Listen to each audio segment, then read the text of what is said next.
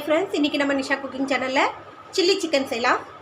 Chilli chicken வந்து நம்ம spices நம்ம இந்த ஹோட்டலில் போடுற மாதிரி இல்லாமல் நம்ம வீட்டில் இருக்கிற ஸ்பைசஸ் போட்டு செய்யலாம்.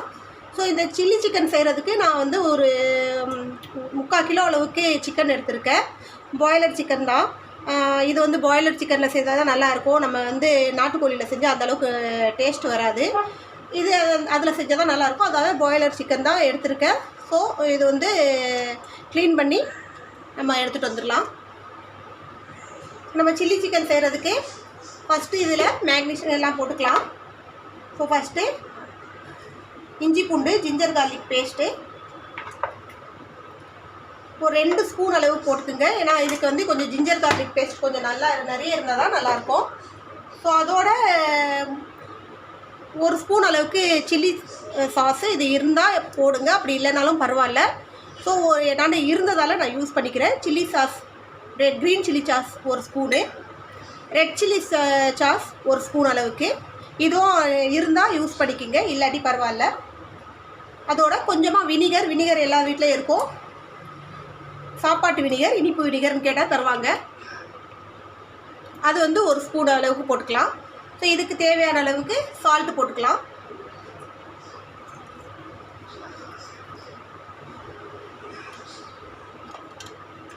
இப்போ இதோட மஞ்சத்தூள் 1 ஸ்பூனு, தனி மிளகாய் தூள் ஒரு 2 ஸ்பூன் அளவுக்கு போட்டுக்குங்க.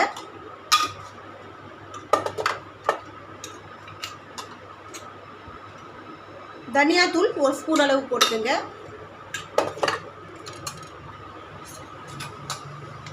பெருஞ்சீரகத்தூள் 1/2 ஸ்பூன் அளவுக்கு போட்டுக்கோங்க. இதோட கொஞ்சமாக கரம் மசாலா கூட ஆப்ஷன் தான், விருப்பம் இருந்தால் போட்டுக்கலாம், இல்லை கரம் மசாலா அவாய்ட் பண்ணிக்கலாம். ஸோ கொஞ்சோண்டு கரம் மசாலா போட்டுக்கோங்க.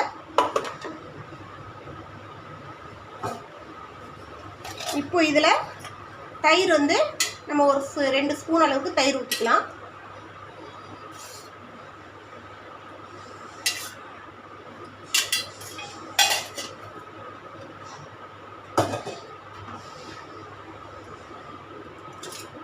அதோட ஒரு முட்டையை உடைச்சி ஊற்றிக்கிங்க.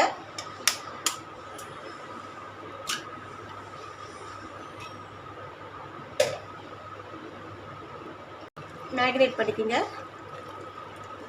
இந்த சமயத்தில் ஒரு எலுமிச்சம்பழம் கட் பண்ணி ஊற்றிக்கிங்க.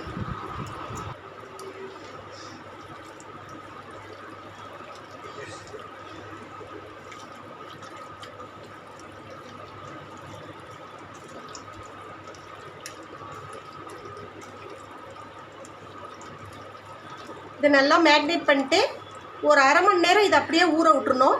ஸோ இந்த இதில் வந்து உப்பு காரம் எல்லாம் இப்போ பார்த்துக்குங்க. ஸோ 1/2 மணி நேரம் இது அப்படியே ஊறட்டும்.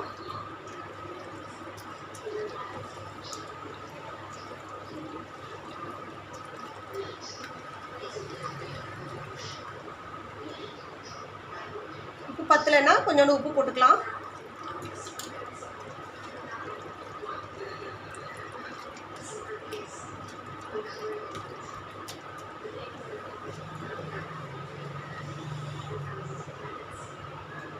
அவ்வளோதான். இதை க்ளோஸ் பண்ணி ஒரு 1/2 அன் ஹவர் வரைக்கும் நம்ம அப்படியே இதை க்ளோஸ் பண்ணி வச்சிடலாம். அதுக்கப்புறம் நம்ம அடுத்த ப்ராசஸ் பார்ப்போம். அடுப்பில் ஒரு பேன் வச்சுட்டு நீங்கள் நல்லெண்ணெயோ இல்லை கடலெண்ணெயோ எது நீங்கள் யூஸ் பண்ணுறீங்களோ அதை யூஸ் பண்ணிக்கலாம். இப்போ நான் வந்து நல்லெண்ணெயில் தான் செய்ய போகிறேன். ஸோ நல்லெண்ணெய் வந்து ஒரு 4 டேபிள் ஸ்பூன் அளவுக்கு ஊற்றிக்கிங்க. இதுக்கு கொஞ்சம் எண்ணெய் கொஞ்சம் அதிகமாக எடுக்கும்.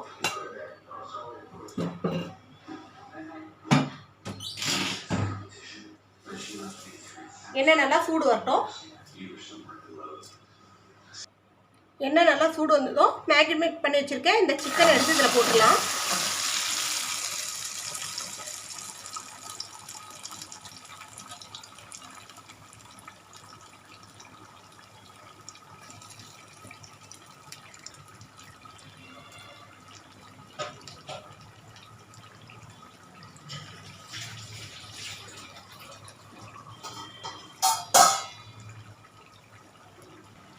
இதை இப்படியே ஒரு 2 நிமிஷம் க்ளோஸ் பண்ணி விட்ருங்க.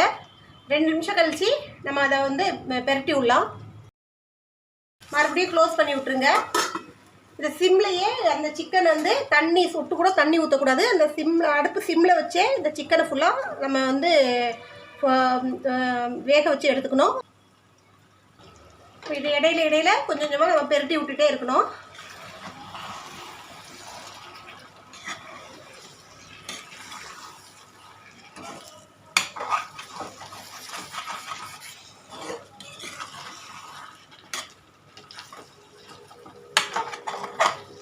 நல்லா டேஸ்ட்டாக சூப்பராக இருக்கும். குழந்தைங்களாம் ரொம்ப விரும்பி சாப்பிடுவாங்க. ஸோ நம்ம இப்போ இதில் ஒரு 2 பச்சை மிளகா, கொஞ்சோண்டு கருவேப்பிலை, ஒரு கேப்சிகம், குடமிளகா உங்களுக்கு க்ரீன் கிடச்சா க்ரீனு, இல்லை எல்லோ ரெட்டு எது இருந்தாலும் போட்டுக்குங்க. நான் வந்து க்ரீன் போட்டிருக்கேன். ஸோ இது போட்டுக்கலாம். எல்லோ ரெட்டு கிடைச்சாலும் அதுவும் சேர்த்து க்ரீனோடு சேர்த்து போட்டிங்கன்னா நல்லாயிருக்கும்.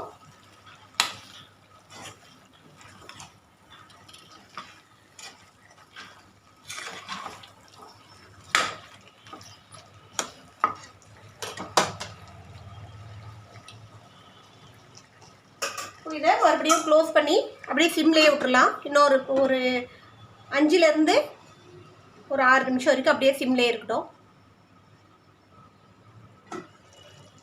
அவ்வளோதான், நம்ம சில்லி சிக்கன் ரெடி ஆகிடுச்சு. நல்லா ஸ்பைஸியாக, நல்லா ஜூஸியாக, டேஸ்ட்டாக இருக்கும். இதே போல் நீங்களும் ட்ரை பண்ணி பாருங்கள். நல்லா டேஸ்ட்டாக இருக்கும்.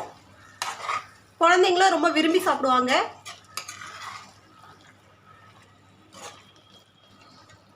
இதை நீங்கள் சப்பாத்தி நானு கூட, சப்பாத்தி பரோட்டா நானு கூட நீங்கள் சைட் டிஷ்ஷாக யூஸ் பண்ணிக்கலாம்.